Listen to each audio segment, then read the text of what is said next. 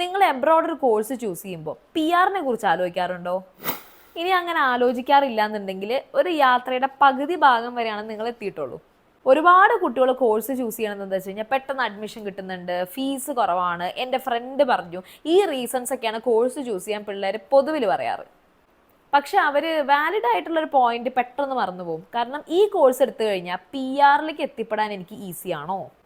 Canada, Australia, New Zealand അടക്കമുള്ള രാജ്യങ്ങളിൽ PR ഒരുപാട് ഫാക്ടേഴ്സിനെ ഡിപ്പെൻഡ് ചെയ്തിരിക്കുന്ന നമ്മൾ എടുത്തിരിക്കുന്ന കോഴ്സ്, ആ കോഴ്സ് കഴിഞ്ഞ് നമ്മൾ എത്തിപ്പെടാൻ പോകുന്ന ജോലി അത് ഷോർട്ടേജ് സ്കിൽ ലിസ്റ്റിലുള്ളതാണോ, ഡിമാൻഡിങ് ആയിട്ടുള്ളതാണോ, നമുക്ക് 5 വർഷം കഴിഞ്ഞാലും PR ലിസ്റ്റിൽ ആ കോഴ്സ് ഉണ്ടായിരിക്കുമോ, അതിന് അത്യാവശ്യം വേക്കൻസീസ് ഉണ്ടോ, ഇത്തരം ഫാക്ടേഴ്സ് നോക്കിക്കഴിഞ്ഞിട്ട് മാത്രമാണ് കോഴ്സ് ആക്ച്വലി നമ്മൾ ഡിസൈഡ് ചെയ്യാൻ പാടുള്ളൂ.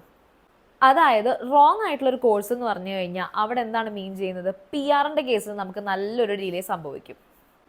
ഒന്നും കൂടെ വ്യത്യാസപ്പെടുത്തി പറഞ്ഞാൽ സ്റ്റുഡൻറ്റ് വിസ എന്ന് പറയുന്നത് അവിടെ എത്തിപ്പെടാൻ ഈസി ആയിരിക്കാം, പക്ഷെ അവിടെ പിടിച്ചു നിൽക്കുക, ഒരു PR എത്തുക, ഒരു ലോങ് ടേം സെറ്റിൽമെൻറ്റ് ഉണ്ടാക്കിയെടുക്കുക എന്നുള്ളത് നമുക്ക് കുറച്ച് ഡിഫിക്കൽട്ടായി മാറും, സ്ട്രഗ്ലിംഗ് ആയി മാറാനുള്ള ചാൻസ് ഭയങ്കര കൂടുതലാണ്.